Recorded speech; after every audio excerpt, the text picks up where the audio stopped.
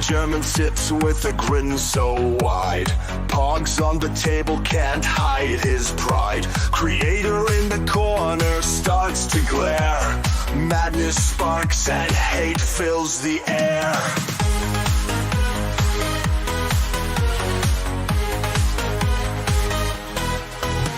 Stack 'em high, a tower of luck. Germans winning, it feels like pluck. Alice Matt's fury, a brewing storm. Visions of pogs in every form.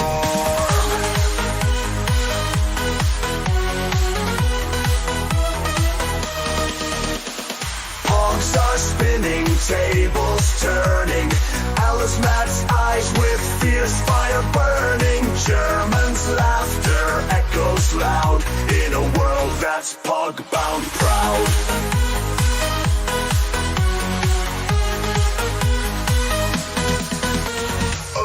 Matt sees and he's mad insane. Eyes on fire, can't take the strain. Pogs and pieces drive him to pain. His patience snapping like an old chain.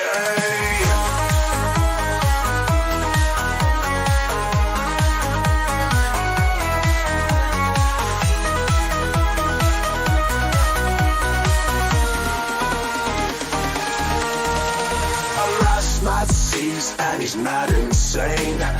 Eyes on fire, can't take the strain. Pogs and pieces drive him to pain. His patience snapping like an old chain.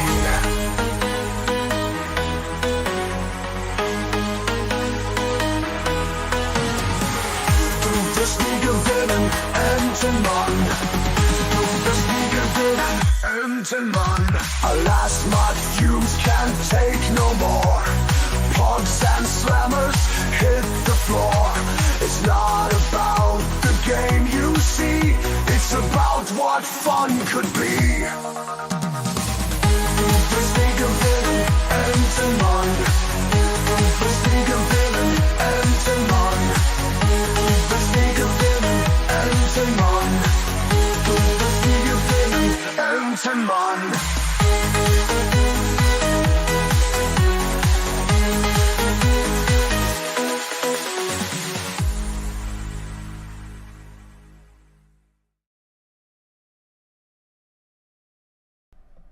You stole my heart, you intercepted it.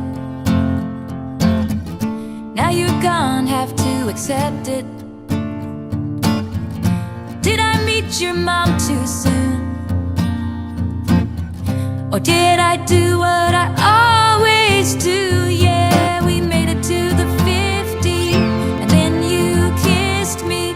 We made it to the 40, a new love story. We made it to the 30, and you did me dirty right then. You put the end in tight end, and as I touched down, just like you in a game, I'm in another town, and nothing feels the same. Wish I could go back when we met that day. Oh, whoa, and throw a flag on the play.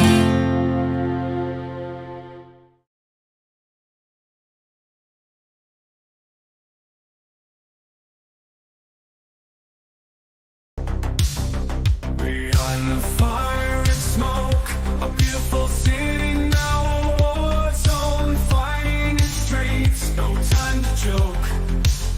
Just pray we survive, pray we're not alone. The dangers around the corners of every street, but we won't back down, we won't admit defeat. We need a hero, a savior we can meet. We need a warrior of justice, a warrior trade.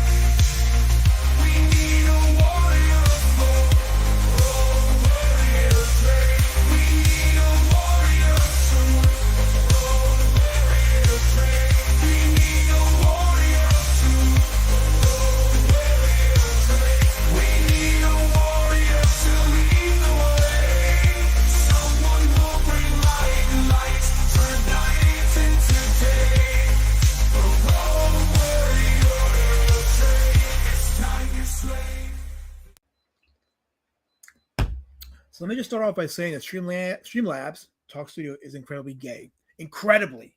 Like I had to do a whole half hour of testing live streams because I set up a live stream and it's all set up on YouTube Studio. I hit the go live and I went to do go live a couple times just to test the connectivity because now that I'm able to connect my router to the laptop, I don't have the 2 frames rate a second that y'all been throwing at me with. So I was just testing it to make sure that it wasn't a red herring and that I am absolutely, positively live. And I don't know if I should put the light on the top or leave this light here. I don't know. But anyway, you guys tell me if you like this light or want me to put the light on top. It's up to you. But I was testing it and it wasn't going live on the YouTube side and it was irking the hell out of me. So I thought I had it set up properly, but then when I went to go live at 8 o'clock, like I always do, it wasn't showing up on YouTube. I was really pissed off. So I had to go through the process of setting up a new link, having to retweet a new link, and going to all my Discord channels and posting new links. It was hell because Talk Studio is incredibly. Oh, I'm gonna say it. So we got Matt Barr saying Levy. I think it's French. I don't know. Colin says turn this quad off. No, Colin, I'm not gonna do it. I'm not gonna do it. Especially now that I am. Looks like I'm definitely. Let me make sure. Yeah, I am as smooth as can be in terms of the frame rate. So I conquered the frame rate. So no, I'm not turning it off. Osgray says that you duck rigger. I said the D word. Damn it! I got it.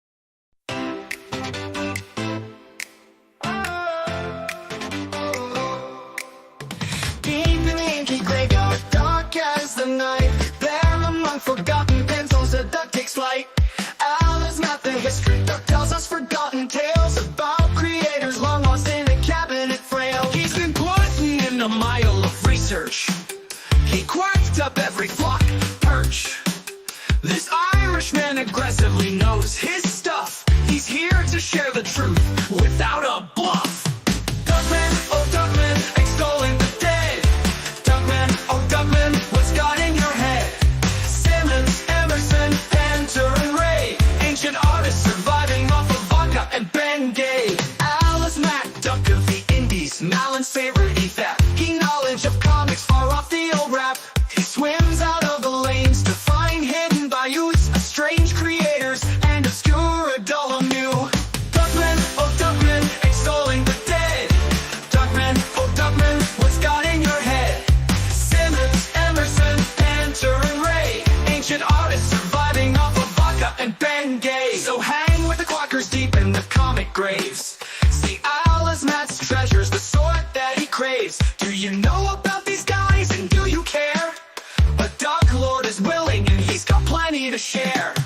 Duckman, oh Duckman, extolling the dead. Duckman, oh Duckman, what's got in your head? Simmons, Emerson, Panther, and Ray, ancient artists surviving off of vodka and Ben Gay. Alice Matt should be quack-gratulated. Do not mallard shun. He's busy peeking into the facts. Don't wig in him while he's hunting for snacks. For snacks. Duckman, oh Duckman, extolling the dead. Duckman, oh Duckman, what's got in your head? Simmons, Emerson, Panther, and Ray, ancient artists surviving off of vodka and Ben Gay.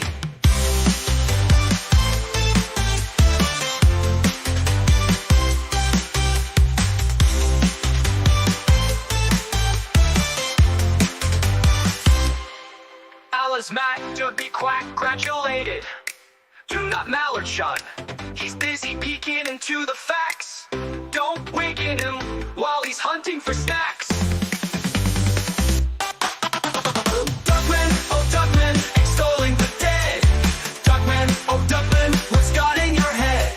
Simmons, Emerson, Panther, and Ray, ancient artists surviving off of vodka and Ben Gay.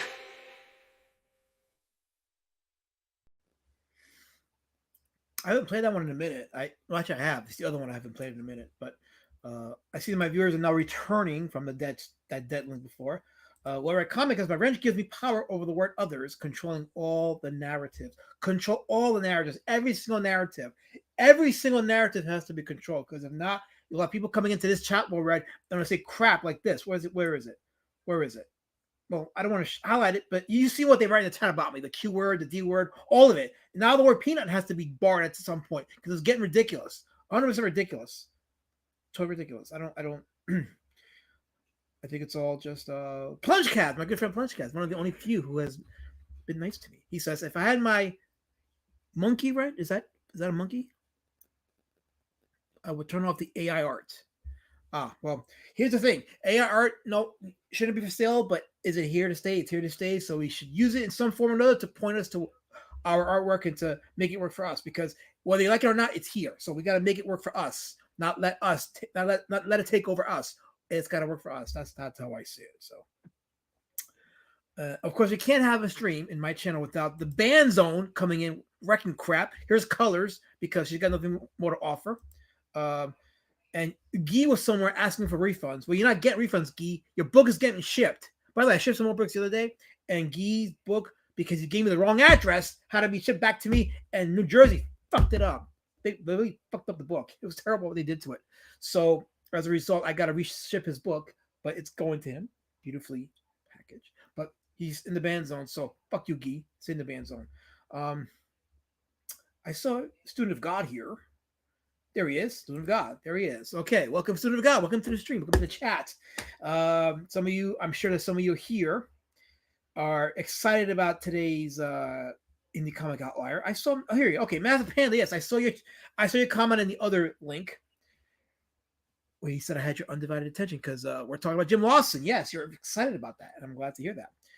Didn't realize switched over to. I'm glad I caught out. Yeah, I made sure because I don't know if you caught my announcement, but Streamlabs, for some reason, is having connectivity issues with YouTube. Even though it says that it's set up, it's prepared to go live, and then once they hit the go live button, it doesn't go to the YouTube for some reason. It still stays on YouTube as upcoming. So it's annoying the hell out of me. I don't like that. It's like a last minute Tyler Draws teamed up. I'll take it. Sure, why not? I'll take it. Absolutely. Yes. I think at some point we're gonna have to do a stream together because why not? From now on, no one can tell me gay. I decree my rent power. Yes, he's hungry. Warred hungry. By the way, I'll be on Warred's channel next week. We're gonna be reviewing Yaira. He's got a good panel for that. I am honored to be on the Warred show reviewing Yaira next week with a good panel. I think I don't know if he's announced who the panel is, but he told me who they were, and it's gonna be a good panel, good show. I'm gonna enjoy it. It just means I have to read Yaira again the second time, but it's okay. I enjoyed it the first time. Oh, spoiler. I mean, I have critiques about it. We'll get to that on the actual review. So I'll give you a little spoiler advance regarding the review for Yaira on Walrach's channel next week. I believe it's on Thursday, which means that this stream will be not this stream, but the one I'll be doing next Thursday will be a nice lead-in to Walrach's review. So go check that out with some cool comic talk. I'm sure you guys are here for that. Helmet, I'm having a moment talking about comics, and you gotta come here with the Chef Boyardee of racism. Chef Boyardee was a legit cuisine artist. Legit. Stop bad-mouthing the guy. He sent his kids to college with that money. He's a good man. There's a sector in New York and New Jersey that will kill for a can of Chef Boyardee. That's real cuisine, man. It's real cuisine.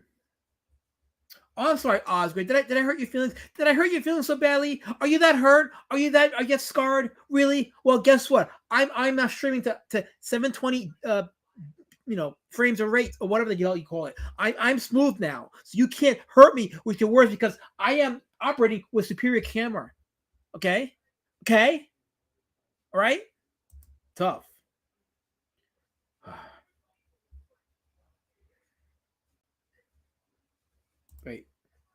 Wait. You're super tired of my 90s Rob Liefeld ripoff art, mostly because you broke the rule. Drawing feet. There's no turning back now. I don't draw Rob Liefeld. Oh, wait. You're trolling. Oh, wait. Hold on. That flew over my head. That flew over my head, folks. I'm sorry. Yes. I'm not doxing the colors. I'm not doxing it. Okay? I'm not doing that.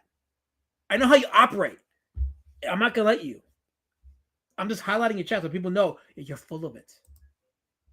But that's why you're in the ban zone. Yugi and Jabbit, you're all full of it. I wish I was paid. Oh, it's great. I wish I was paid. You know what? It'd be good to have some. Hey, thanks for reviewing my book. Here's $1,000. Go spend it on a good Texas Roadhouse dinner. It'd be good to have that, but I don't get it because it's all racism in this stupid space. If I was 2 shades lighter, I'd probably get it. But no, I'm too dark for these people. It's not right. There's no equality in the space. None. I wish I was a page. Bazinga, how you doing? He says, speaking of Jim Larson, my favorite Ninja Turtle is Leonardo. You know, I have a weird Ninja Turtle collection because I collect although actually I probably should turn the light on for this. Let me use my back scratcher. I don't have to get up all the way, and then I can turn the. There we go. Look at that, right? Whew. So I have the Leonardo from the 2002 or is it 2003 Ninja Turtle line. But my Ninja Turtle collection is kind of weird because I don't have the turtles from the same collection. I collect like one of each. So I got the 2003 Ninja Turtle Leonardo. I got the NECA bootleg Mirage Raphael. This is actually one of my favorites. I love the design of this one. I got the 1990 movie Michelangelo. See? And I got... Okay, now this is where it gets dicey because I have a pre-concept art Donatello from NECA. We're talking like black and white sketch art. This is before the finalized version, but I kind of like it because it's pretty sturdy. I have that, and I have also of that same line. I have a Leonardo. So yeah, I have a very wacky Ninja Turtles collection. Because sometimes, in my view, like brothers shouldn't always be the same. But unfortunately, some people at the cons have gone far. So I got sent these.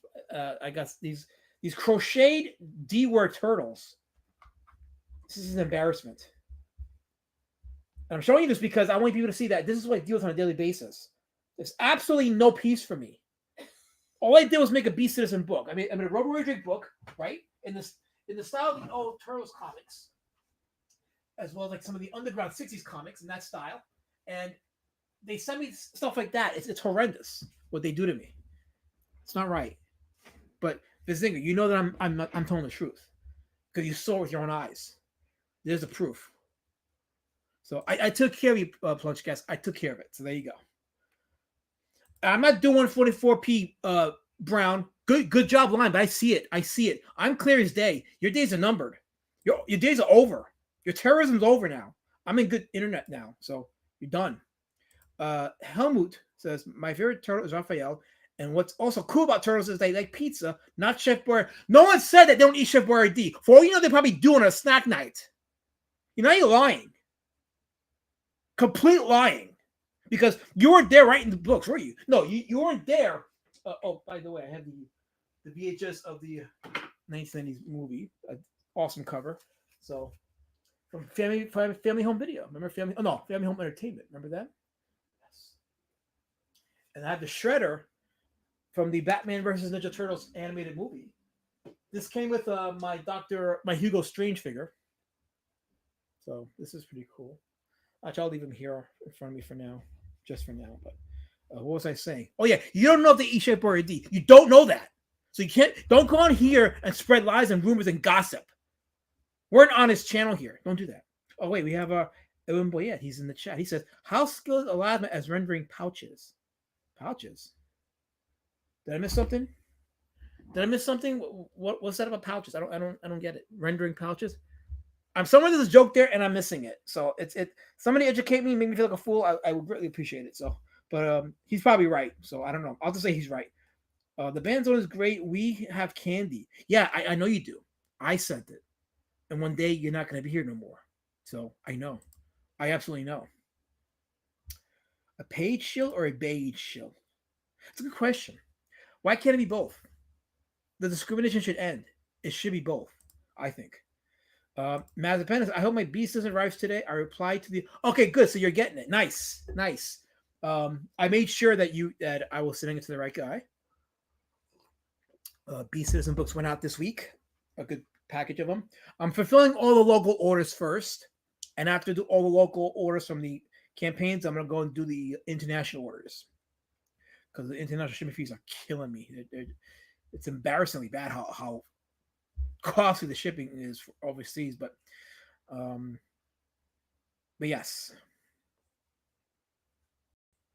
yeah, the crowdfunding is kind of weird. The crowdfunder site, but I haven't used it since I had the campaign closed, so I don't know. And then I had to go back and email everybody. Oh wait, hold on, pause because my lovely Georgina Floyd is in the chat. Hey Georgina, how are you? Only for you will I speak normal and talk with rational thought, but nobody else deserves that. Student of God is making a request to have B Citizen Road Warrior Drake on Well Red's channel. Yes, this wonderful book, this graphic novel, which I'm very proud of, 149 pages of fun entertainment. And as we talk about Jim Lawson and go over some of his artwork and some of his books, I think some of you might gain a greater appreciation for what it is that I do in my book and the style of art that I operate on. But yes, this is absolutely one of my magnum opuses. I absolutely am proud of the Citizen Road Warrior Drake. Okay, let's go down and chat a little bit because Kick-Ass Toys has deep discounts or frog action figures. You could mold them into turtles. Do I really want to frog action? I mean, I'm kind of I'm out of the mark in terms of frog figures. I'll leave it at that. But I did see that Marvel. Actually, I'm going off key here. Hold on. Have I considered branching up to Mallards, geese, or even swan? The swan talk has to stop. Like Colin Lamping has started a bad habit of making people talking about swans. It's not doable here. See, we're serious here. We're trying to cultivate a culture. We're cultivating an audience here, and swans is not it. It's not it. Oh, Key, that breaks my heart. You missed when I was having shitty internet, and now my internet is good, and you can't make fun of me no more. I know, Gee. That's how you declaw your enemies. That's how you knock their fangs out. See, I have you shown, Gee, that I indeed have great power. The colors have great power. No, I'm not apologizing, Colin. I just made that clear. I'm not apologizing. Why would you think I'd do that?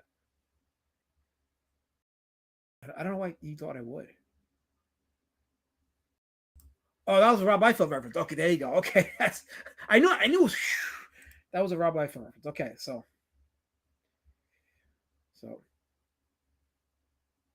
share my thoughts on the discussion on Dark Gifts channel. Which one? The one about the Ben Dunn video? That discussion? The one about the digest books? I don't know. This discussion. I hope those guys got some backers. I hope they did. I've had some people hit me up about wanting to show their books in my channel, so I'm working with that, and it's got to be on brand because staring at an Indiegogo or a Kickstarter for 10 minutes straight, it's just going to put people to sleep. So we're going to do it my way, like we did with Eudaimonia when JP was here. We're doing it my way. No, there's no solicitation of the ban zone. Only I put people in the ban zone, and the ban zone is currently closed. So the next zone that I have open is the mock zone, and that's where John Donald Kirby's at. No, Helmet, I need you with me because I need the Aryan clout. So unfortunately, because of the Aryan nature of your presence, I have to have that within my network. So that's why you're not in the ban zone. And at the very least, I may change your name a few times, but you're staking here with the humans. That's where you belong for now. That's just how it goes. Desert Nomad says, "Hail the chat. Hail Desert. Welcome to the chat. It's good seeing you here." I have a bunch of Ninja Turtle figures, but I've never read the comics. Just watched the cartoons and movies. Yeah, my introduction to it was the cartoons as well. But I have a couple. I have a reprint of the first 4 issues of the Eastman Lair comics. They're pretty fun, nice and gritty. So at least Eliza fulfills his orders. Keyword, yes. Okay, Mazepana says the transformation of Lawson styles is really interesting to see over the years. It is, and when we look at some of the stuff, it's like, oh, he's got quite a range. He really does. Volume 1, City at War, is noticeably different than most cartoony approach in Volume 4 in the early 2000s. Most artists don't find their niche until later on. And I'm going to use me as an example because I can, because I have the content. But if I ever could, well, not if, because I am going to continue doing these Road Warrior Drake books. Although the next graphic novel will be the third and final graphic novel in the epic saga. But if you compare the artwork for each book, each book is noticeably different. You can see a progression in the style and more discipline. So yeah, nobody really finds their niche until later on, and that's why they say your first book tends to be your worst. And if you believe that, then you're going to be fine. But if you have a problem with that, then you're probably never going to grow. Okay, so you talk about the digest books from there. Okay, well, I mean, I'm a fan of digest books. I like digest books. You know, the issue obviously being the lettering being small, but yeah, why not? I'm all for it. You know, well, wasn't that an old video though? Because that those books have been out for a minute, but they haven't done any new digest books lately. All I seen were those like Wonder Woman books, that Superman book, and that Watchmen book, and that's it. I haven't seen anything new. Although Marvel has done the Marvel Masterworks, which is like a digest book. Let me see. Here's one example of it: The Incredible Hulk. Right? This is a digest size. So Marvel's been doing their stuff, and there's no issues with reading it. So I think there might be. At some point, I'm definitely getting glasses. I think I'm resigned to that conclusion. I'm gonna end up having to get glasses probably within the next year. So yeah, definitely for sure, I'm gonna get glasses. So yeah, so the lettering is kind of small here in this. So that is the only real knock on these digest books. The more as whether it's DC or the more Masters is the lettering. And then you take a regular size comic. I'll take my Kingdom Come book, and the lettering is fine. So yeah, it's just the lettering is the major issue. So that's really it. Colonel Mork says D word used to be racist term for white people in San Fran, coined by the Chinese. Therefore, I am reclassifying Alaska as a white. See, I don't know how I feel about that because I hate the D word because it is racist, but I clearly am a person of color. So I don't know if being called white means I'm betraying my fellow coloreds, or if people really think I am white and therefore I'm being culturally assimilated with them, and maybe it's a badge of honor. I don't know, but either way, the coloreds are going to be mad at me, and I don't want a civil war among coloreds. So we gotta come up to terms with how we're going to address those labels. So I'll have to get back to you on that one because that's going to really be a matter of contention. Angela Curry's in the chat. She says, "Hail, Angela. Hail, Lasma in chat. Welcome to the stream, Angela. Good to see you here." And we have a decent amount of people. Matt Bennett, it's a conundrum. People say you're only as good as your latest work, but people always reach. Let me read it again. People always reach for your first issue, understandably. So you're still going to get judged by your early works. It's a tricky game. Well, them's the breaks. As an artist, all I can say is them's the breaks. So I can't change that. But the bigger library you have, the more your good stuff tends to come out. And speaking of which, let me go ahead and open up my Jim Lawson folder. Because Jim Lawson's definitely remembered for Ninja Turtles, but he actually has a couple of other stuff that he's done too. Let me open up. Okay. Let me go ahead and share. I'll fill that. If I can find it. Is this it? Yeah, that's it. All right. So this is one of his covers for Ninja Turtles. Now, Larson started off in Mirage Studios. He joined Mirage in 1987. And he was there until 2009 when Mirage was sold. All the Ninja Turtles was sold to Viacom. And then he went on his own. But yeah, that's what's one of his covers for Ninja Turtles. And one thing you're going to see with Larson is his anatomy, his muscle designs are very angular, and it reminds me. And if you've been following my streams, then you'll know who I'm talking about. It reminds me of Eckhart Brightshoe. Let me get out of there because that's another one. We'll go into that one in a bit. But yeah, Eckhart Brightshoe was the German creator of Little Wolf Swans, and he had kind of a similar style on his own. So, okay, let me go ahead and share this screen here. Okay. Yeah, I didn't label some of the pieces in alphabetical, so it wasn't until I got to this other stuff that I do. But here's one of his pages. By the way, little trivia: Jim Lawson created the Rat King. So the Rat King was actually a Lawson creation and not an Eastman Lair creation. But this is one of his ink panels here, ink pages.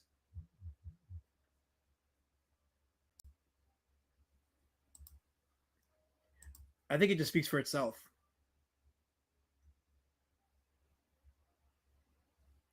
Yeah, I have not been white for how long? 5 minutes.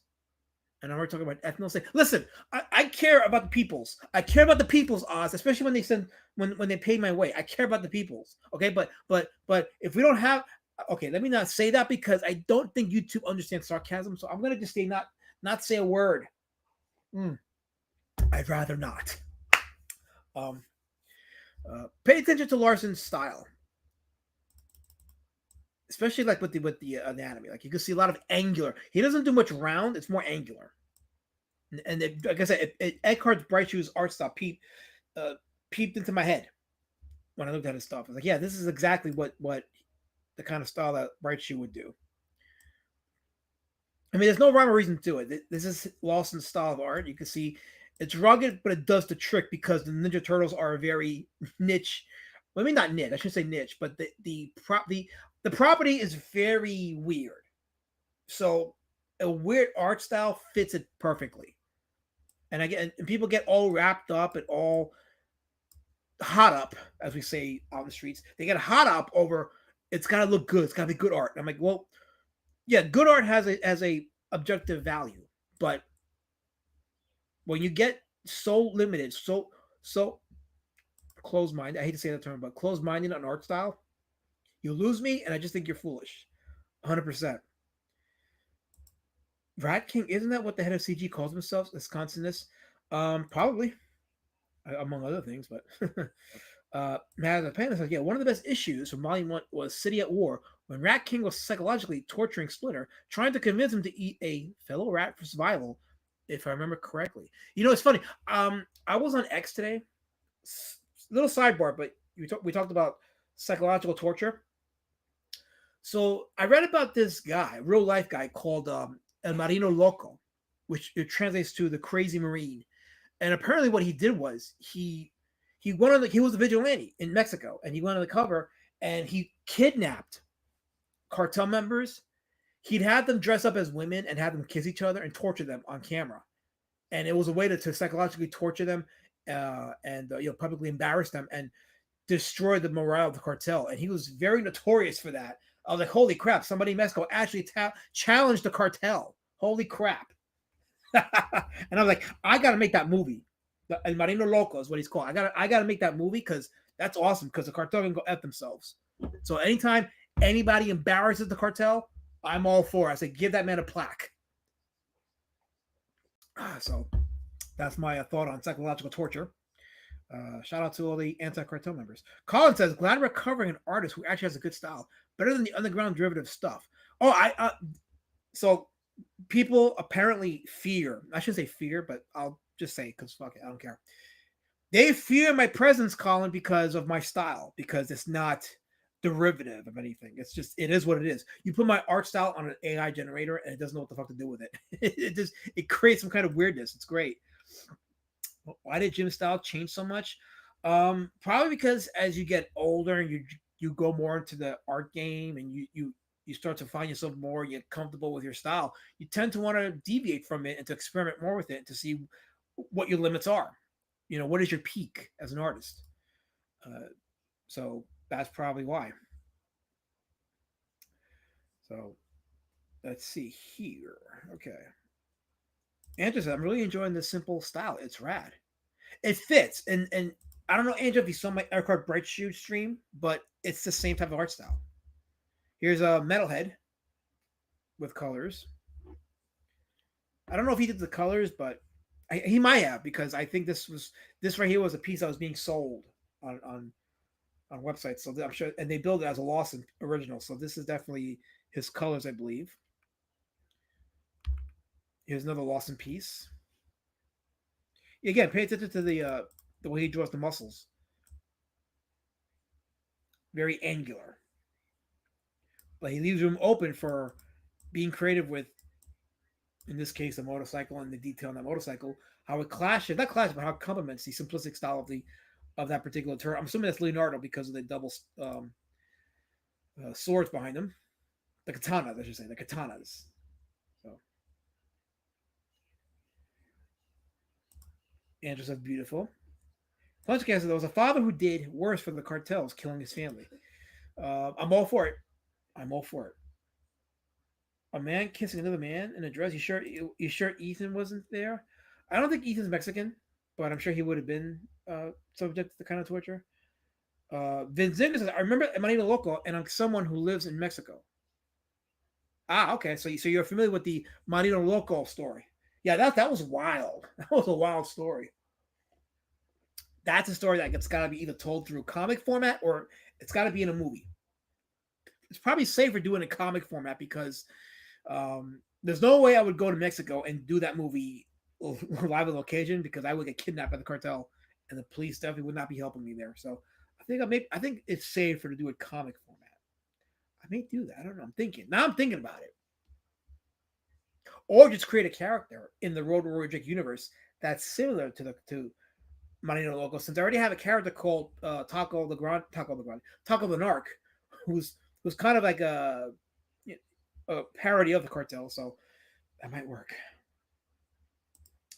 Massive Pants did a ton of collaborating in the old Mirage days. I'm trying to figure out if this image is Lawson by himself or if it's Eric Talbot inking over him. It's possible. Sure. Andy Contreras is also Hail Alasma, Helmut, Hail the chat, and a bunch of emojis that don't translate well when I highlight it on the Streamlabs, but I know what you were trying to do.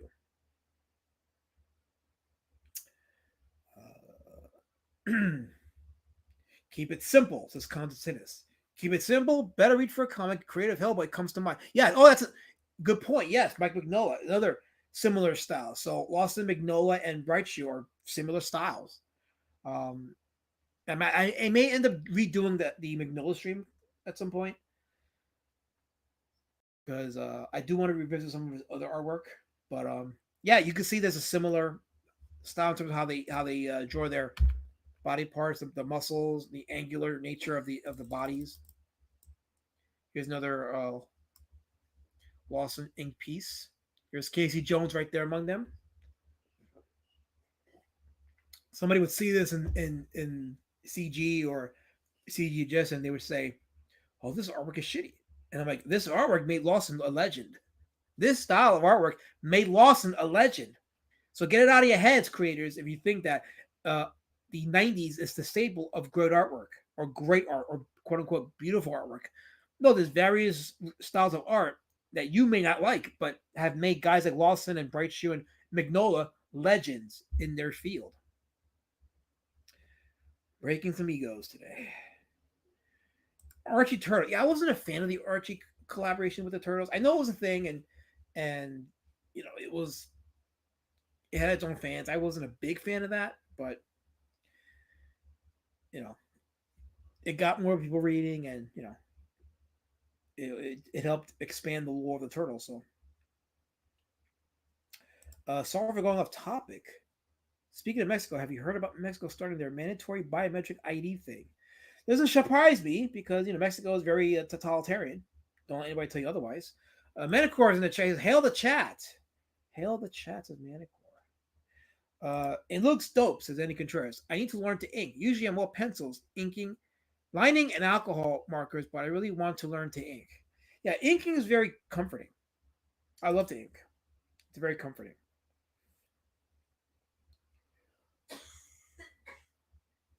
Weren't the TMNT colored red or orange in the elbow, knee pads, and eye coverings? As common sense. In the early Mirage comics, yeah, they were all red. They didn't become color coordinated until later. I think the cartoons is what introduced the color coordination, I believe. Because someone correct me on that, but I think the cartoons was the one that gave each turtle their own unique individual colors. Because the first 5 episodes of the Mirage cartoons came out in 1987, I believe. Right, it was the first 5 episodes came out in 87, and then the series branched out in 89. So I believe the first couple years of comics, they were just, if it wasn't black and white, they were all wearing red masks and elbow pads. So that's where it came from. Okay. Yeah, so gonna deviate away from the cartel stuff. I just brought that up because of psychological torture thing, and I read that today on X. I'm like, it's cool. That's awesome. So the Ninja Turtle has a head like a last man. I don't know what that means, Manicore. I don't know what that means, but since you said it, I'm thinking you meant to be a passive aggressive attack. So glad you feel that. Hey, is my mouse showing on screen? Oh yes, this is awesome. Wow, I didn't even see that, but my mouse is. I see my mouse on the drawing. That's weird. That's weird. Um, that is insane. Mazepana said, "Yeah, his art looks great with that great tone marker standing or whatever material he's using." Yeah, I'm guessing it's ink. Never heard of Archie Turtles? Yeah, it was Archie Comics had their own line of Ninja Turtle comics. I read a couple of them in the 90s. I don't remember them, but I do remember reading. And I think during that time, if I'm not mistaken, that's when they had the Raphael adorning the black suit a la Spider-Man. So he had like a little black alien. Not I don't know if it was alien, but he had his own black suit. And I thought it was weird seeing him in that because I didn't. When I read some of those issues, it never explained why he wore it. But then later on, I find out, oh, he it was another story where he got that and he just carried it on. Because I think all the turtles had wore that suit, and I think he was the only one that kept it, or he was the only one that got it, but he decided to keep it for a few issues. I'm guessing it was an artistic choice because it was cheaper to draw and color, which makes sense.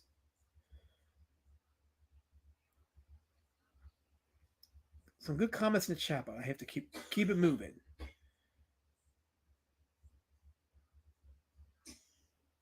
Okay, Matt Spence says, yeah, Eastman was down for whatever, but Laird definitely didn't like all those changes. I'm guessing you're talking about the color changes. When he returned to the comics in 2001, he made sure to put them back into all red bandanas. I mean, I get why they went to the colored for distinction purposes. I get it, but I think visually, I mean, I grew up on the colored bandanas, so I understand why they went to the red, but I feel like it just makes it harder to identify which turtle's which. But small complaint: would I eat turtle soup? I haven't eaten frog legs yet, so I don't know. Turtle soup could be good. Frog legs could be good. I don't know. I haven't eaten that, so I can't say no. I haven't eaten alligator yet. Some people have said fried alligator tastes good. There's people that swear by fried alligator, and I did see a video where they had a whole alligator on a grill and they were cooking them and just cutting them up like nothing. I'm like, it looks good. I guess I'll try it. I'm not gonna say no, so I will try it. It might be delicious. Is Road Warrior Drake a distant cousin of the Ninja? No, this is a different universe. Different universe.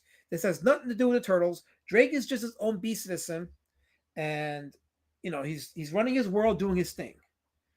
But I'll tell you what, I do need a Road Warrior Drake figure at some point because I'd like to have a 3D figure, action figure of Road Warrior Drake. And if anybody calls him a doll, they're getting expelled from life.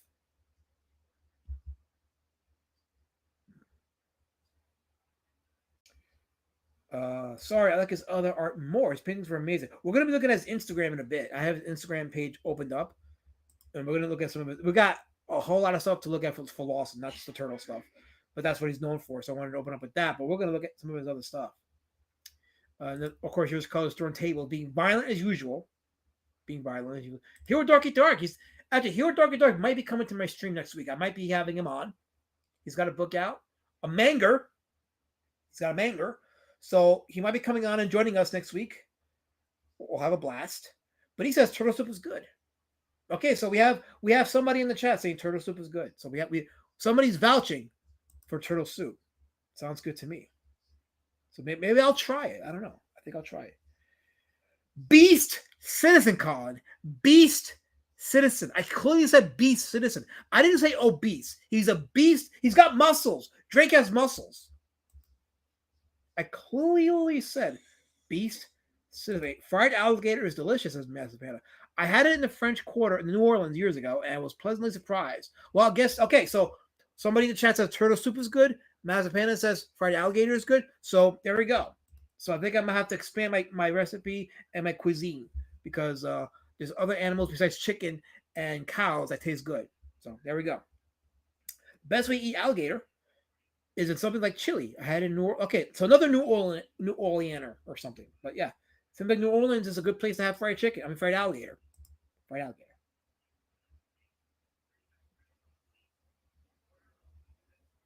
So let's see here. Scroll down more. Somebody still oh wait, I'm let me go down here. Okay. I'm caught up in the chat. Here we go. Caught up in the chat. Kevin Nash was a super shredder in the second Turtles movie. Kevin Nash, aka Diesel from the WWE, aka the New World Order, big sexy Kevin Nash. NWO. Shout out to the Hogan family tonight. Shout out to all the fans of Hulk Hogan. May he rest in peace. Fuck the IWC, the Internet Wrestling Commission. No, the Internet Wrestling Community, who has some very hateful, bigoted, and satanic things to say. So they deserve all the mockery. My little sidebar. Will Drake have a sound box with D word sounds and a tiny rubber D word that squeaks? No, Condom Tennis, who are you talking to? I make action books. I don't know what you're asking me to do, but that sounds weird. It sounds very weird. I don't like you. I'm judging you. Wait, Matt Bennett offers this. He says, some of Lawson's art changes were beyond his control. Peter Laird switched from adding zipatone shading over his work to Photoshop digital rendering later. A lot of fans didn't appreciate the change. Okay, interesting. All right. That might have led to why he eventually left Mirage. I mean, he left on good terms, but he wanted to do his own things.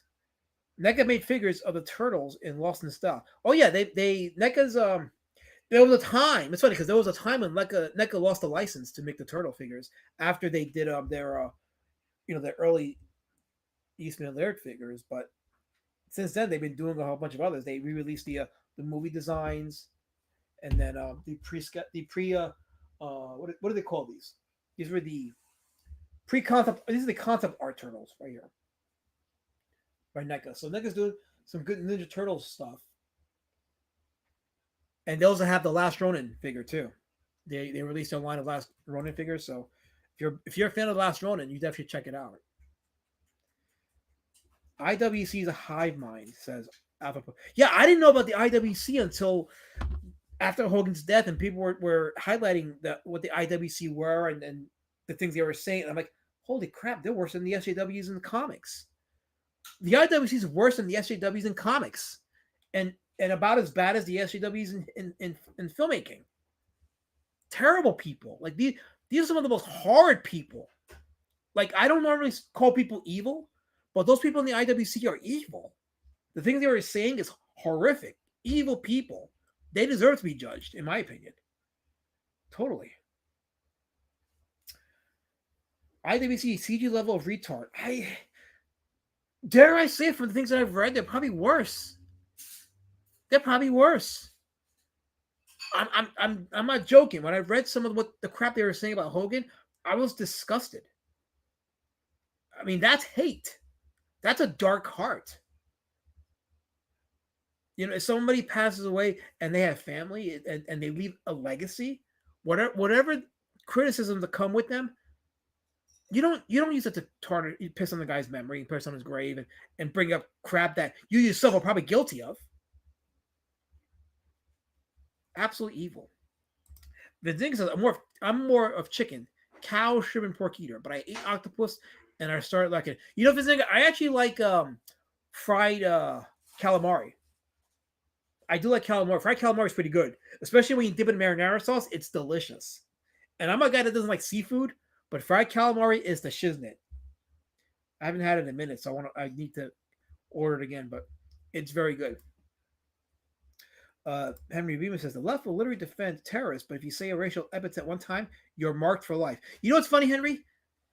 And I'm a Chris Benoit fan in terms of his ring work, but there's been nicer things said about Benoit than about Hogan. And I'm like, one of those men is a murderer. The other guy just said a mean word. Like, it boggles my mind. This is how soft and evil these people are. Colin is being inspired. He says he's drawing some blooming pages while listening to the stream. Hail Colin for the artwork. Nice. The Lawson thought Ninja Turtles look like his artwork, his old style. So yeah. We talked about cuisine. We talked about the cartels. Interesting. It's interesting the kind of conversations that deviate from looking at this artwork and what it brings up. But that's the nature of artwork. That's the nature of storytelling. That's the nature of like when you're creating something, and the reflection of the world and what side stories that come of it. And it's amazing the information that you receive or you give, and it helps further your enjoyment of these books, your enjoyment of these stories, and your enjoyment of these legacy characters. It comes down to the fact that Hulk supported Trump. They're mentally ill. Yeah, well, that was a brilliant move by the WWE to have his last appearance be in LA. Vince Ziggler said, I'm curious about the IWC since I want to know what I'm up against because they went after Hulk. So the IWC are despicable people who, a lot like the SJWs in comics and movies, hate anything that's 1 inch to the right of center. And this is a group of people that will faint at the crap that we saw during the Attitude Era. And they're trying to memory hole that. They're trying to memory hole the legacy of the 80s wrestling, the 90s wrestling, because they wanted to focus on modern wrestling. And modern wrestling now is a different beast than what it was back in the 80s, 90s, and 2000s. I look at it now and I'm like, it's like watching Cirque du Soleil. And I like Cirque du Soleil, but doing that in wrestling looks stupid. It looks absolutely stupid. And a lot of the storylines and everything, it's cringe. My lovely lady Sicky Poo's in the chat. She's doing a little better. She had a horrible day today, but she was. But now she did okay. Earlier she was crappy. In the middle of the day, she seemed to be going a little better, but now she's fluctuating. So my lady Sicky Poo is yeah.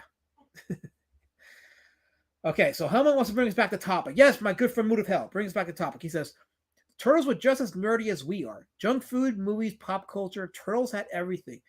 Yeah, and that was one of the legacies of the Turtles. Each character had their own unique identity, and it helped us to differentiate. If not visually, we're able to look at a distinction between each character. Looking at the artwork, the way he spotted the blacks along those swirly lines really lead your eyes. It's funny you said, because it reminds me of Carmine Infantino.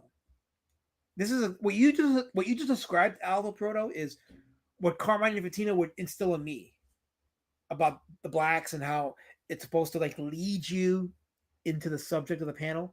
So this is exactly a Carmine Infantino style design right here.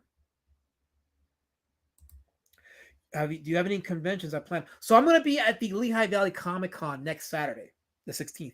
I know Vaughn Coleman's going to be there. So me and Vaughn are going to have tables there at the Lehigh Valley Comic Con. So if you're in the Lehigh Valley area of Pennsylvania, Lehigh Valley Comic Con, I'll be there. I'll be selling some Road Warrior Drake books as well as some other items. So it'll be a nice, fun time. I'm looking forward to it. Check us out there. And I have not been to any of the smaller local cons. I will be, though. I'm going to be going to attend or plan to attend some of the smaller local cons. I got a few months before winter hits, so I want to be able to get some more under my belt. I will be at my drive-in this Sunday. I have a table there, but the drive-in has not been good in terms of selling comics. So after this drive-in, I may not return as a vendor, but I'm going to try to go all out and bring as much crap with me so I can sell something. Whenever a man dies, whenever anyone dies, a certain group of people try to destroy the legacy. That's why you have to be the vocal majority and shout those people down. Put them in their place. Constant, I think there was a streamer that said on the people who only remember one bad thing about a dead person will not like it if they pass and people only spoke about one bad thing they did in their life. They don't think like that, Consonus, but they don't see. The thing is, these IWC people is they're so consumed with hate and darkness They don't reason like that. The IWC are neckbeards, danger hairs, gender degens, and the direct that worship Dave Meltzer. Yeah, I know about Dave Meltzer for sure. AEW, I'm guessing you're talking about Tony Khan, who hated Hulk Hogan and refused to do a any kind of tribute. And if it wasn't for Tony Schiavone, there would have been no tribute at all at AEW. And the thing is, I wanted to like AEW. I kind of did because I know they were bringing in some of the older WWE guys, and there was an attempt to be what's the word? There was an attempt to be legitimate and have honest to goodness performers with big names, but they went downhill after that. So no, I mean, if you're gonna be vindictive by Tony Khan, then I guess you deserve your failure. So yeah, we're going a little off tangent on pro wrestling, but it's still a sensitive topic to some people, and I get it. I absolutely get it. So trust me, I totally understand. The thing about pro wrestling is the fact that fans know their reaction can change the outcome. The fans think they have more power to sway things than they do, so they are now entitled to things. Um, yes, that is a thing, but when you're catering to a small group, it hurts your brand. And I think current WWE management has been catering to a small group, and they haven't had ratings anywhere near what it was back in the early 2000s. Tim Lawson's in the chat says Jim Lawson, in my opinion, is not one of the best Mirage Studio artists. Okay, we have a what do they call them? A detractor in the chat, and that's fine. Look, not everybody's like everybody that I platform, so it's awesome because we have different opinions and we can have this conversation. It's awesome. By the way, check out Tim Olson, the creator of Melvin. He's on Melvin number 4, and I think he's drawing Melvin number 5 right now. So, but doing his thing, absolutely. Yes, this is a really great image. A lot of time, that type of shadowing is just an afterthought, but Lawson clearly had deliberate intentions on this one. Yeah, like I said, this is definitely a Carmine Infantino design. Modern wrestling doesn't look like a fight. Too many wrestlers look like average guys. Yeah, that's the other thing too. It's like, yeah, they do. They all look like CM Punk. Like CM Punk, when CM Punk was in at his peak of his popularity, I'm like, this guy looks like a regular guy on the street. Like, how was he in a wrestling ring with a bunch of guys who were jacked up? It made no sense with CM Punk. But that's what it is. CM Punk introduced a new line of wrestlers that look like him, that are just like average looking guys. It reminds me of Just Incredible in ECW. Like I could never buy Just Incredible as a heavyweight champion in ECW because he had that look of an average guy. You know, wrestlers are supposed to be like bigger than life. Even guys like Rey Mysterio were bigger than life because not so much that he was jacked, but the fact that he was acrobatic and did all kinds of crazy shit, but he was a good wrestler on top of that.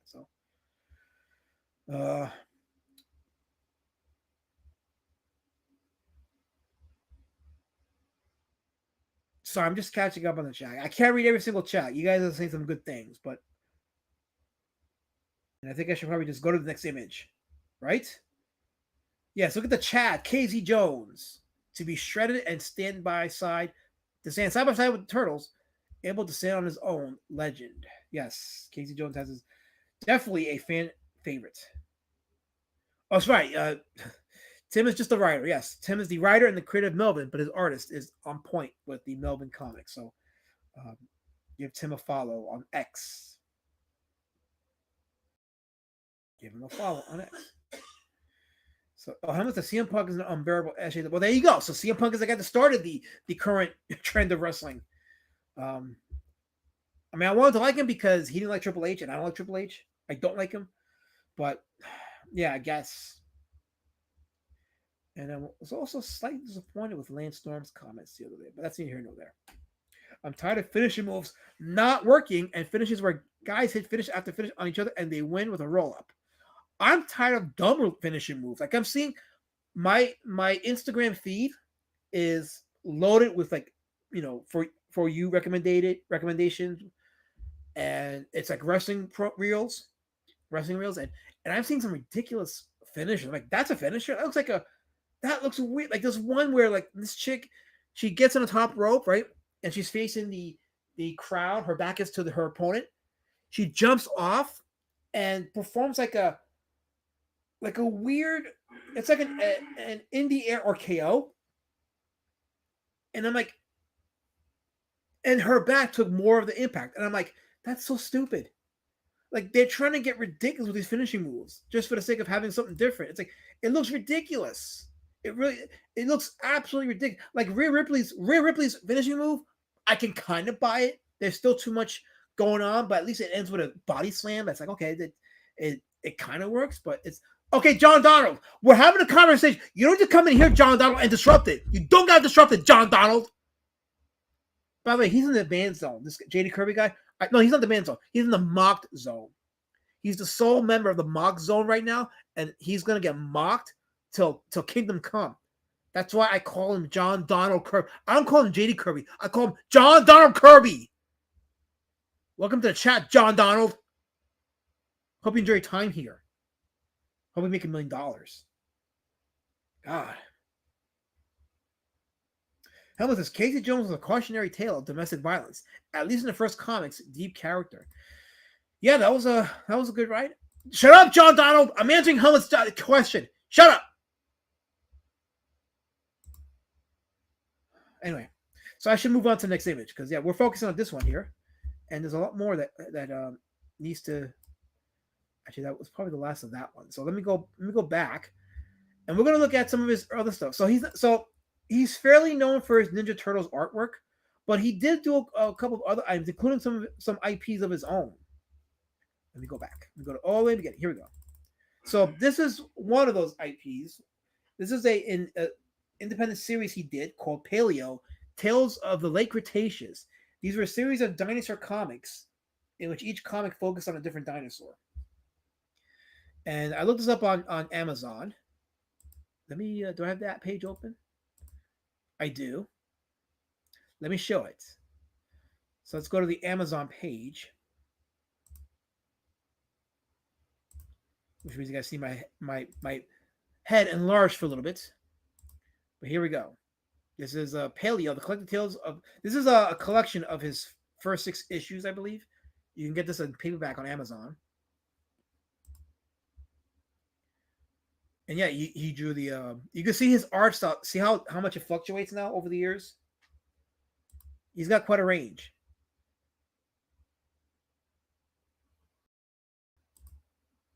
Absolutely quite the range there.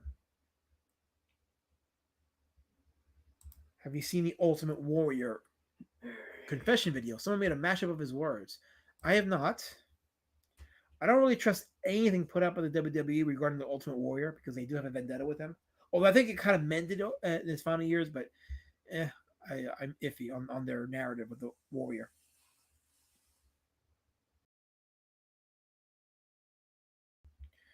So I'm just catching up on the chat in case I missed anything of interest I could add to the conversation. And if not, and I'm guessing Alpha, this is what you're talking about with his artwork, right? The other stuff that you mentioned the paintings, and yeah, this is definitely different from his Ninja Turtles work. And these are nice. These are very nice. I love the artwork. He draws these dinosaurs very well. I love it a lot. And this is the collection of his first 6 issues. He's released a few volumes of the Paleo series, and they're very well received.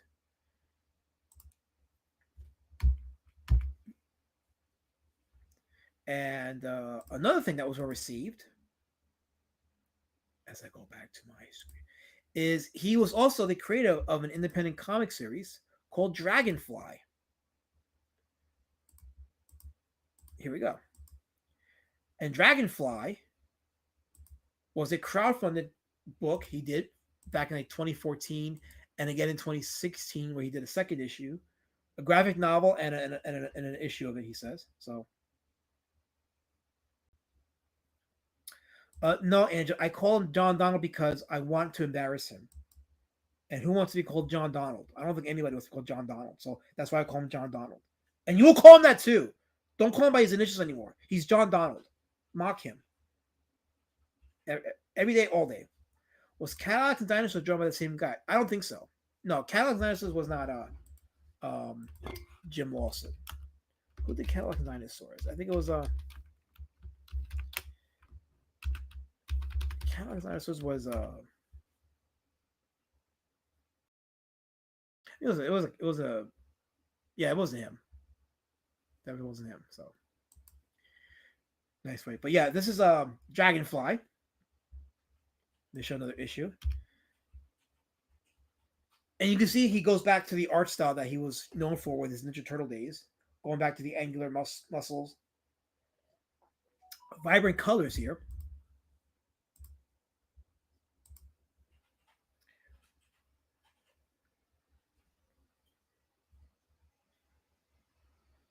Can't deny his range, but I love his drawings of the Turtles and Casey Jones. Yeah. I'm convinced Jim is losing his eyesight. Well, all I know is at some point next year, I'm going to end up with glasses. I'm almost positive on that one. So it is a thing for the artists. They'll either lose their eyesight or they will lose their ability to draw, where there's some physical condition that affects their ability to draw. But I know as fuck I'm going to have to get glasses. So watching Kappa-Mikey with the guys will leave us playing in the background and watch later, says Arnold. Enjoy the watch time, Arnold. Enjoy it. So hopefully you have no, you're not Juan Don, you're John Donald. Juan Don is too fancy for you. You are John Donald. John Donald. That is you. Okay, I need to see his Dragonfly comic. Okay, so let me go to because he had a Kickstarter for this. So I mean, it's an old Kickstarter, but it's there, so it's quite possible that you definitely can get the book somehow. So let's go to the Kickstarter.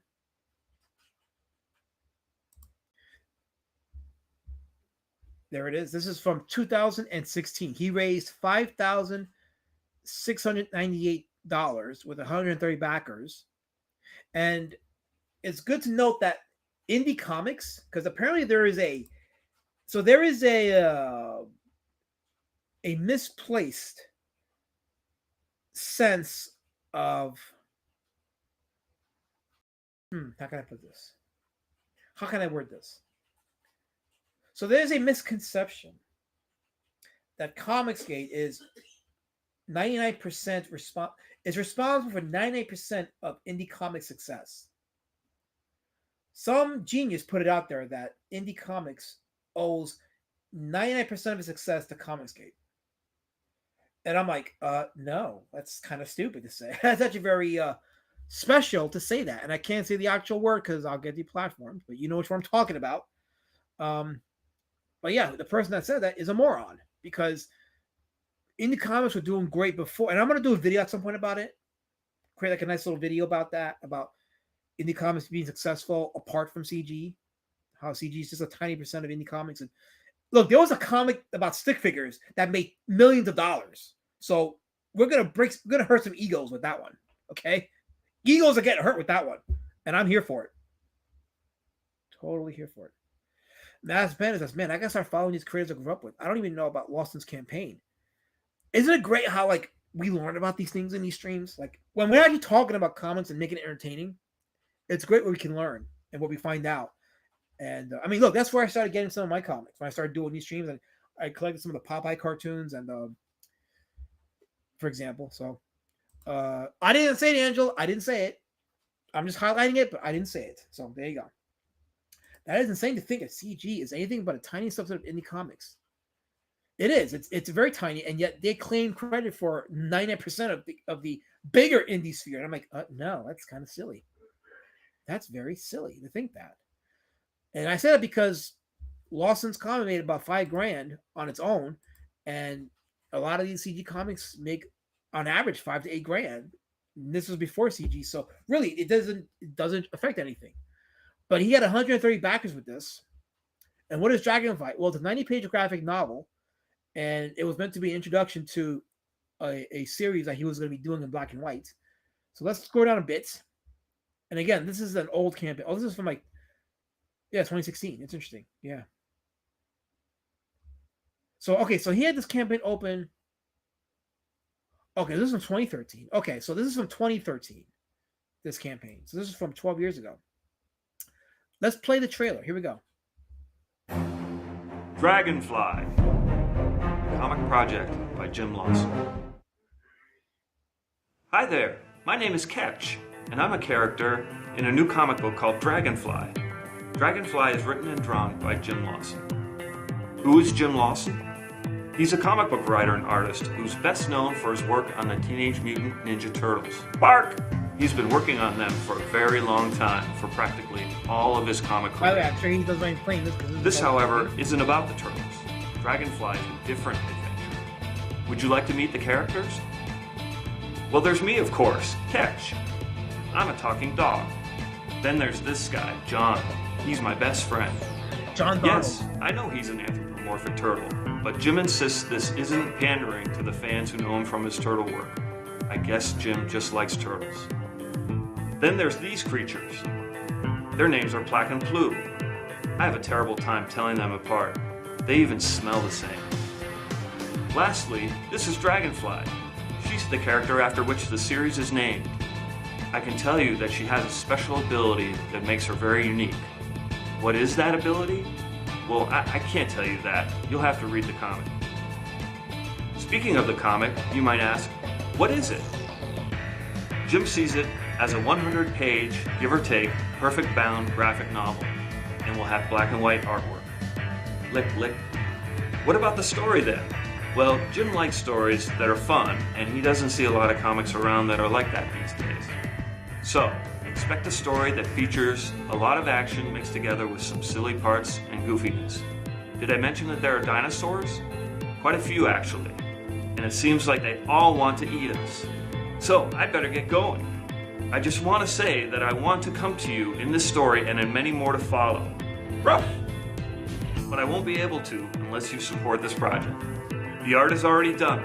The money received from funding is just to cover printing and shipping costs. Also, please know that Dragonfly is intended to be a series, and 4 more issues following this one have already been written. Hold on. That's Wait, it. hold on. Smell you later. So he just said, check this out. He just said that funding is supposed to cover printing and shipping costs. Isn't that amazing? Here's a comic creator putting a crowdfund and telling you exactly what it's for the actual producing of the book, not for living expenses, not for a lifestyle. It's to actually make the book.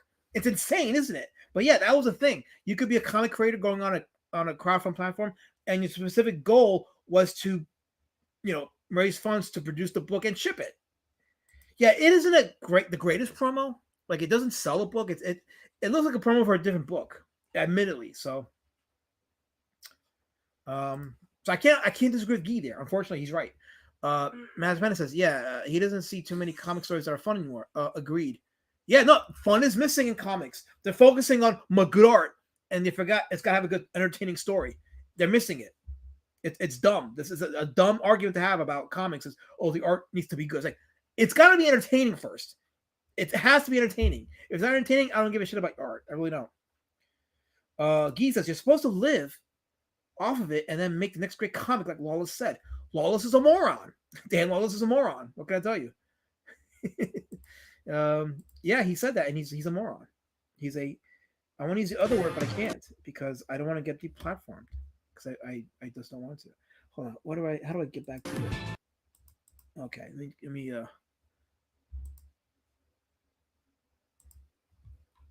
okay. Hold on. I'm trying to. Okay.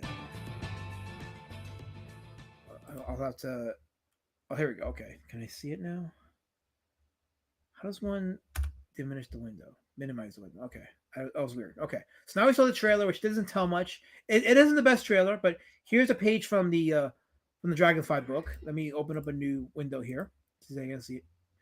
Doesn't share the page properly, but there you go. Again, it reminds me of Eckhart Brightshoe's Little Wolf Schwans. But you can see he goes back to the early styles of the Ninja Turtles comics. Very minimalistic, too. Actually, you know what this reminds me of? It reminds me of Samurai Dinosaurs by Mike Murphy. That was another cool book.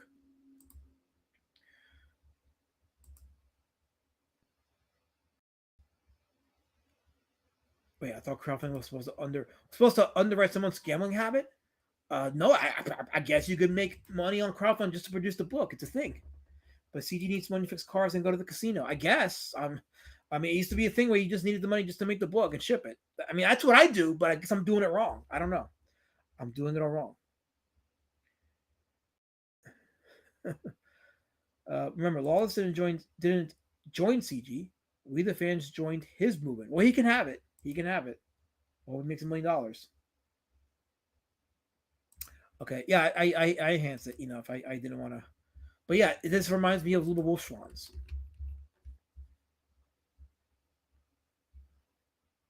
And a lot of people in this space, in the comic skate space, would have a problem with the art style because, oh look, the knees look like triangles. It looks weird. It's the proportions. And I'm like, is it a fun book or not? Miss me with your, oh, the art doesn't look good. I don't care. It looks fun. It reads pretty fun. This book is probably better than 80% of books that are drawn better than it. Prove me wrong. Here's another panel right here. Another page, I should say. Let me enhance this. It's funny that she has a turtle friend. It's interesting.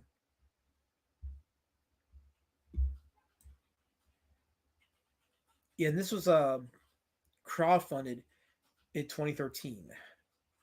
I said 2016 because they had an updated note from 2016, but the books were done in 2013. It was supposed to be shipped in 2013. And we'll go to the other Kickstarter he did too for this series, but looks like a lot of fun. Looks like a lot of fun. And here's another page from the book. And this one is actually very experimental. I like this one a lot. It's very experimental. He plays with the ink and the art style and design. Actually, I probably should decrease it somewhat. There you go. I don't know why it's not centering it, but yeah, you can see the design. You can see he's having a lot of fun the way he's drawing and designing it. This is fun. I mean, this is what comics is supposed to be.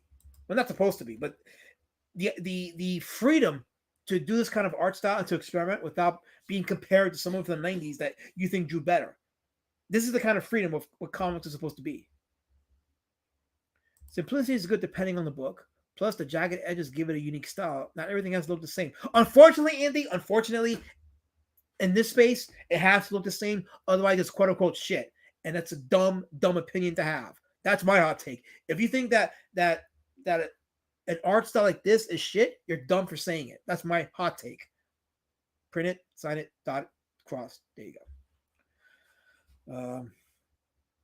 Jim Lawson draws a way better Heather Swain than Pie Blob. Pie Blob. Pie Blob.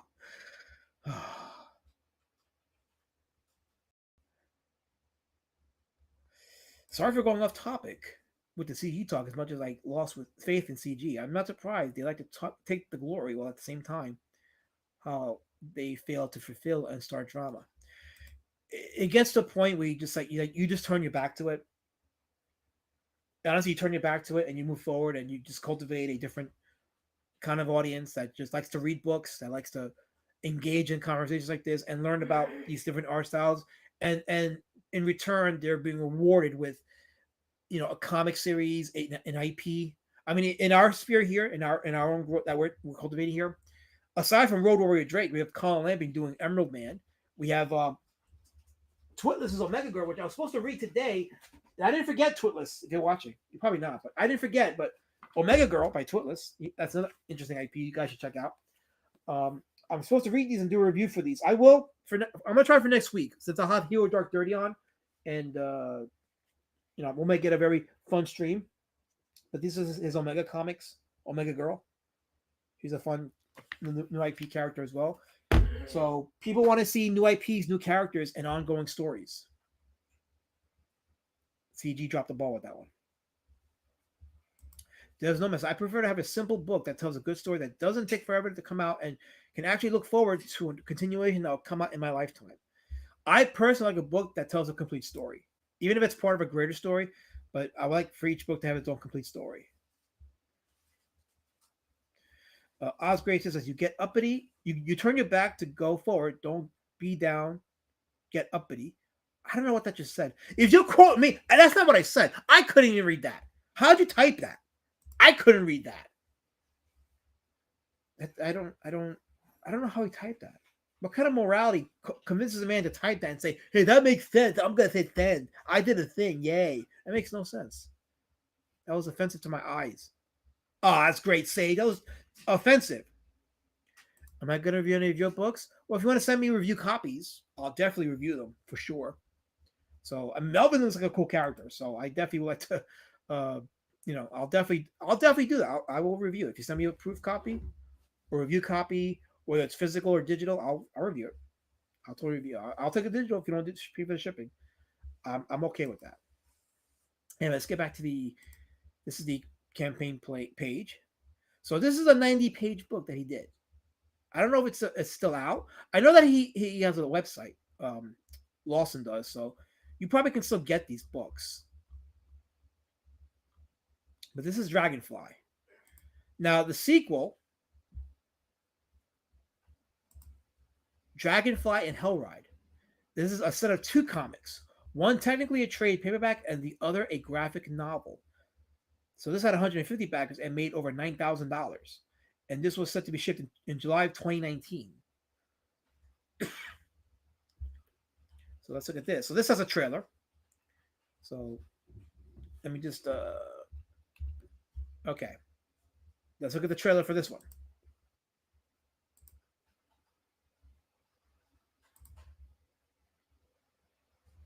What volume? Hey, and welcome to my Kickstarter and the publishing of my 2 new books, The Complete Dragonfly and Hellride. Dragonfly is a book that takes place on a dinosaur-populated world where the main character and her crew cope with having no memories of their former lives, as well as not understanding where they are or even who they are. Yeah, the background to the story may appear somewhat serious, but here my goal is to stir in a bunch of fun with the adventures these characters have. Along with dinos, there are aliens, vampires, robots, and I've even thrown in a giant bug or 2. Dragonfly is going to be a square-bound softcover with 158 pages of black and white story and art. 158, that's what we're talking about. Okay, next we come to Hellride. Hellride is a story of darkness and struggle. Just as the name implies, it follows a man on a journey who, only through his own skill and fortitude, can overcome the obstacles that confront him. So join me as we journey with the rider and discover whether the challenges he must face will finish him or destroy all of us. Hellride is going to be a perfect bounce softcover as well, with 68 pages of black and white story and art. Thanks for checking out my Kickstarter. Oh, there's the man, Jim Lawson, right there. Jim Lawson, the subject of today's Indie Comic Outlier. And this was his campaign for these. Is it the second Dragonfly? Let's see.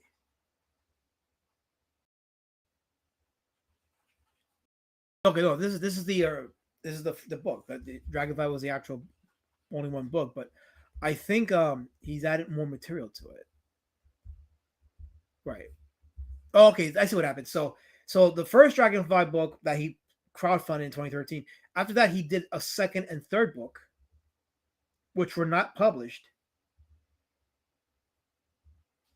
He wrote it, and he abandoned the project with the art only partially done in book 3. So this is some of the art. Let me open it up on a new page here. You can see he definitely refined it a little more with this. It's still the same style, but it's definitely refined. I don't know. I might want to get this. The first Dragonfly book has a new... okay, so this is a repaired scene, as he called it. So it's like he made some updates to the art. So the story with that is he said a fan reached out to him a few months ago and asked him what was up with Dragonfly. So he explained that it was unfinished and he hoped to get it back up someday. So that got him to wrap up the story. And he ended up finishing the inks on book 3 and wrote a new conclusion to the first storyline. So you get books 1, 2, 3, and 4 with this Kickstarter. So you get 4 books in the Dragonfly series, all in this collection here. So this is probably the most complete collection of Dragonfly that's out there. And I believe you can find it online. I think if you type in Dragonfly Jim Lawson, you should be able to find links to get the complete trade paperback. Let me get another page here. Yeah, this is all. Actually, I'm going to just share the page. I'm not going to go and open each individual page. I'll just share it from the campaign page itself. So here's one of the pages here. Here's another one.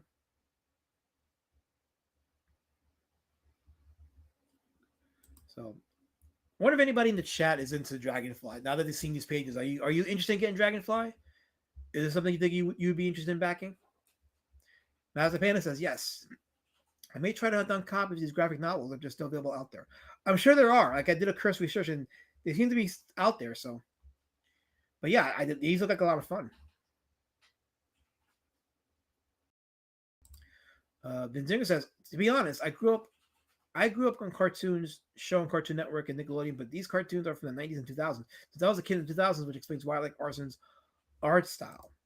Interesting perspective. Yes. Yeah, I grew up on Looney Tunes, but I was a big fan of like Beavis and Butthead, Ren and Stimpy. So I definitely know what you're talking about in terms of the rugged art style. Guy says in his original Turtle series, Michelangelo and April have scrapped. Oh, oh, is this true?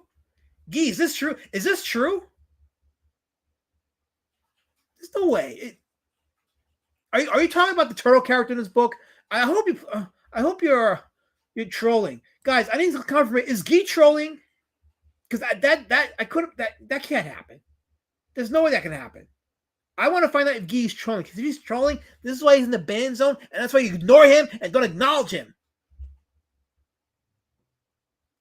I like that silhouette pen. I've always liked that effect where it was reversed. The character silhouettes are in white, whereas the solid background is black. I dig it.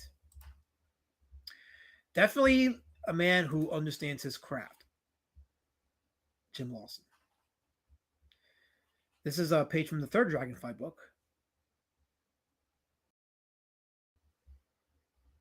But this is all part of the entire graphic novel. The Complete Dragonfly, as it's called. Actually, let me do this. I believe I may have seen it on Amazon. So let me go ahead and then after this, I'll go to his Instagram. Let's see. The Complete Dragonfly. If it's here, I will show it.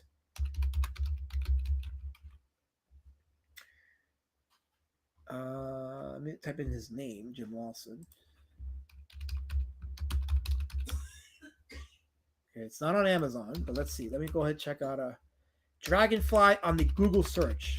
Dragonfly, Jim Lawson. Complete. Well, eBay's got some copies. Oh wait, Amazon does have it. Hold on. Well, it has the individual books, but they're being sold for like $200 and up. These are used. So I don't know if Amazon would be the best doing. Oh, here we go. There's a site called NinjaTurtles.com and they have it. Wait, is it just the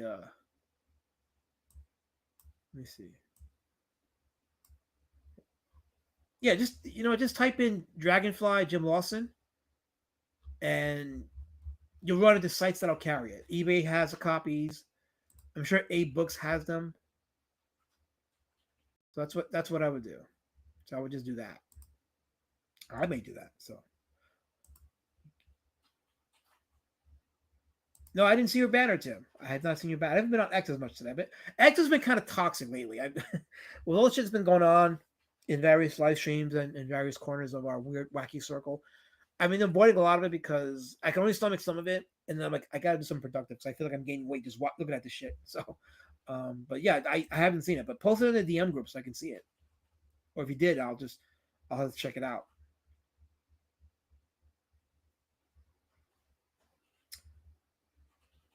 See, I knew it, Guy. I knew it. I knew it. You can't hide nothing from me. This is why you're in the ban zone with your Banish ways.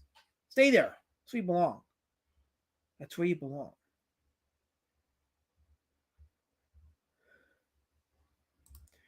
Tim Moulton says Melvin number 2 is like $5.41 for a limited time. Well, there you go. Catch up on that. $5 you can have the second Melvin book. Melvin and Zed and these are like $9.99. So you get it for a good discount. Rini shooting over me, and yet I got 22 live viewers. 22! I have 1. You're defeated. Enjoy the ban zone. Goodbye, you're banned.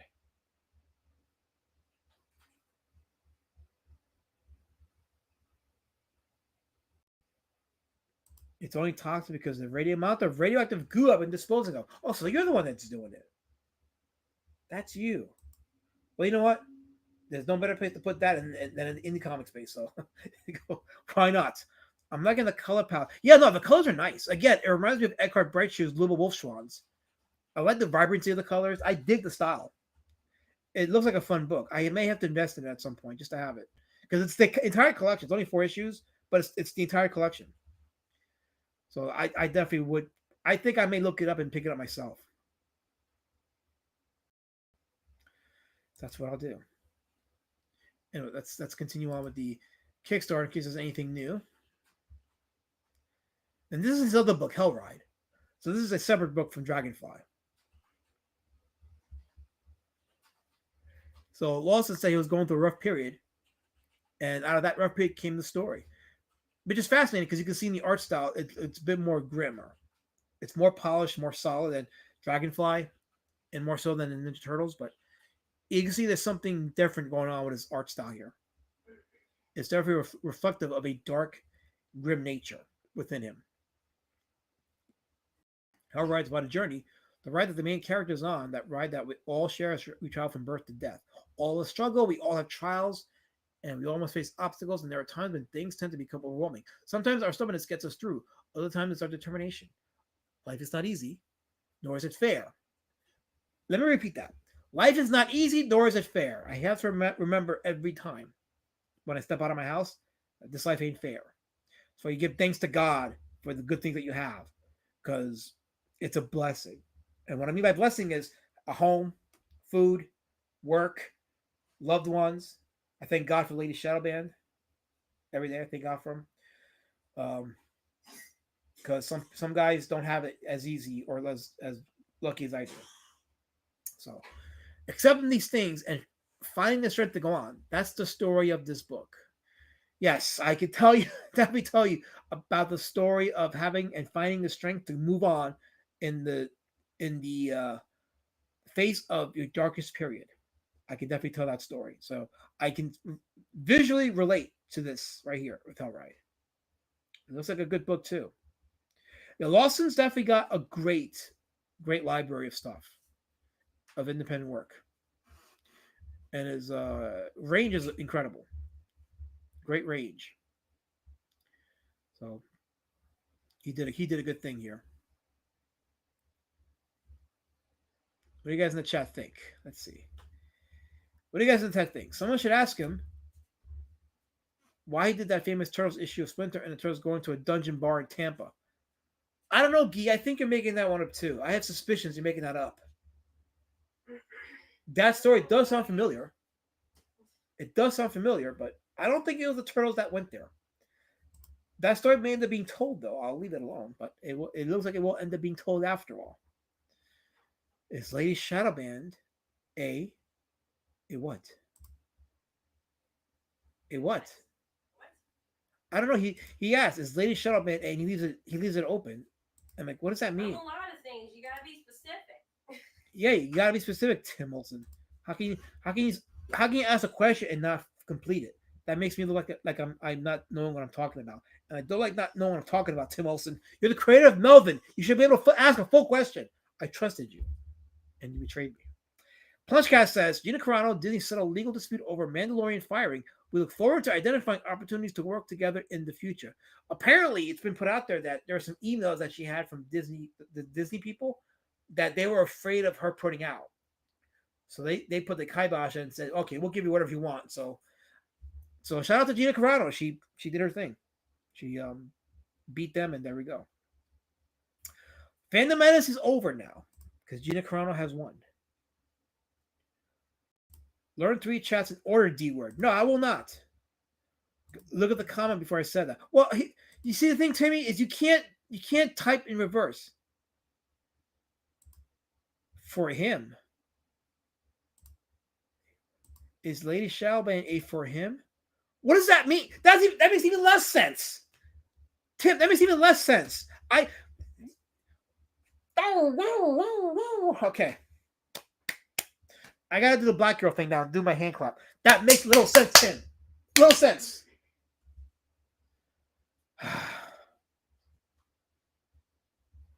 Anyway, this thing says Hellride. Still looks nice. Hellride looks great. I like Hellride. That I'm not toxic. looks great. And here I'm not a duck. they called you the D word. I don't know. He's being confusing. He is. It's not me. Okay, it's not me. It's like I'm not toxic. Because the last thing he said before that was something about being toxic. And then the next thing he says down after is quack. So I'm assuming you might a duck. No. I don't know what he's saying. I really don't. You wish I was a duck. My head hurts. My head hurts. Mhm.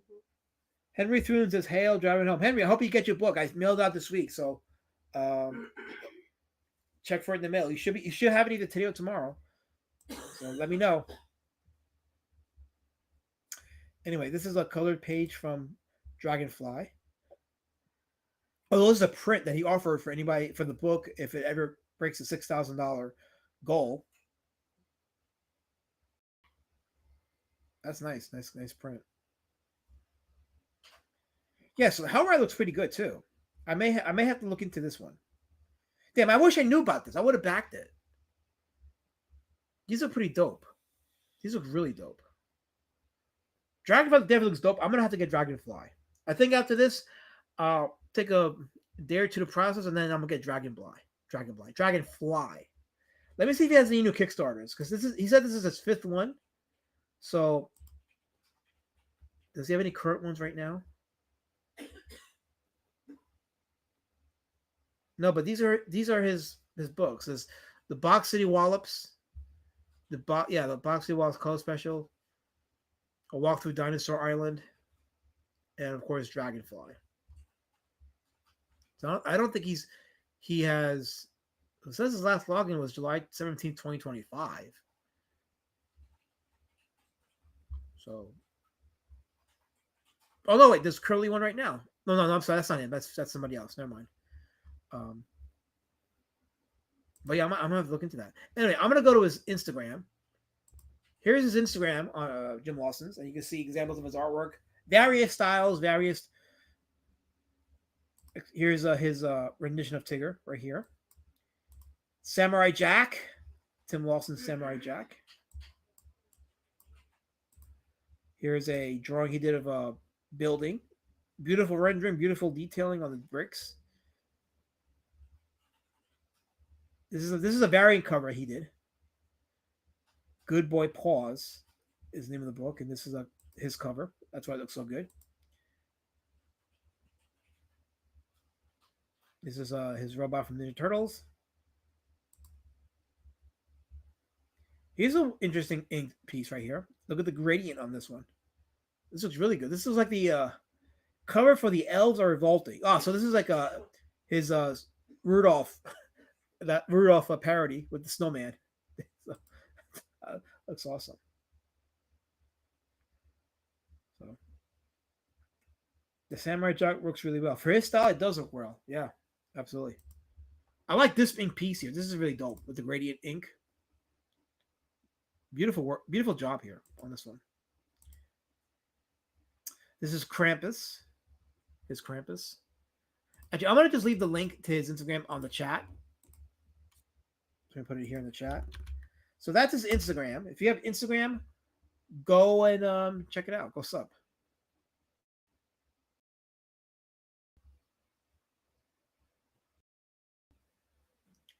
Chat's going fast on the YouTube side, but there it is, right there. His link to the Instagram. Go check it out. I don't want to highlight every single. Here's his. Oh, he did the. Oh yeah, he does a variant cover for the last year on it. Okay, the Lost Years. All right. Yes, a lot of good stuff on his Instagram, and it's mostly artwork. No politics, nothing. Just artwork. I can dig it.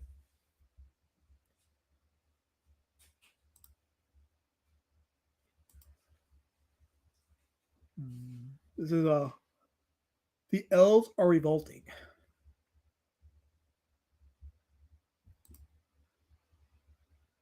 That building with those infinite bricks and rendering remind me more of his work in Volume 2.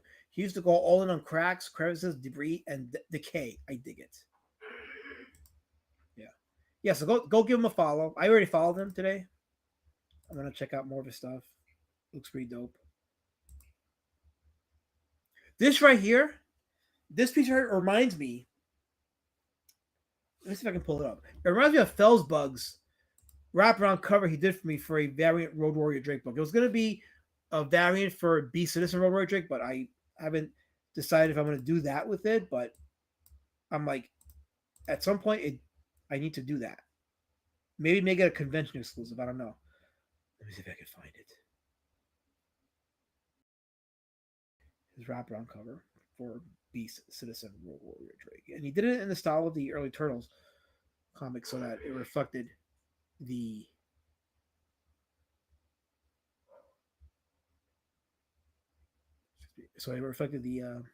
homage. I have to find it. I got it's in my other folder, but I'll show it at some other day. But it reminded me of that.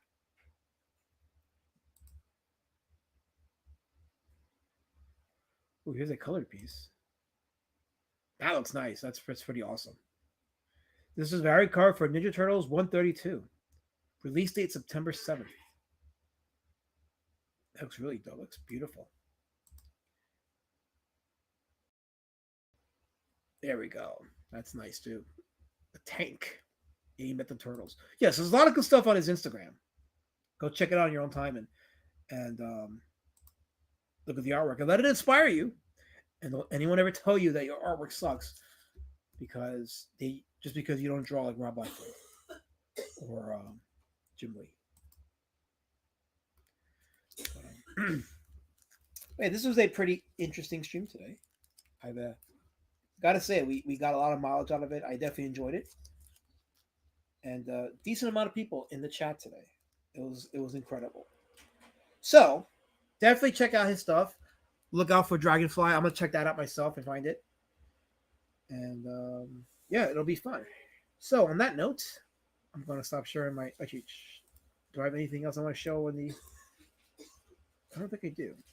I think I'm done. Okay, so with that, on that note, I'm gonna bid you all an adieu. And to those that are still watching, hail! Thanks for tuning in. And don't forget to check out RoadWarriorDrake.com. I'm going to keep that campaign open for a little while longer, then I'm closing it. I'll probably close it before the end of the year, RoadWarriorDrake.com. But yeah, if you haven't gotten your copy of Beast or Road Warrior Drake, consider getting a copy. I'm still filling the current orders, but at some point I'm going to make a phone call to my print shop to print out new copies because the last few backers who backed it, I placed the orders before they backed it, so I have to order some new copies of this book. But yes, Beast and Road Warrior Drake belongs in your library if you like fun graphic novels. So definitely grab a copy. RoadWarriorDrake.com. 149 pages of excitement and fun. Lawson's gotten really cartoony, but so doesn't slack on environmental details. He's still putting in crazy work. Yeah, he is. He's putting crazy work in getting them out there. I did my fair share of blabbing in the chat. Couldn't help it. I'm a Jim Lawson fan, so I'm glad you put him under the microscope on this episode. Yeah, I am too. Colin says goodbye. Make sure to tuck the D words in bed tonight. Colin, I wonder about you. I really wonder about you. On that note, I have to go.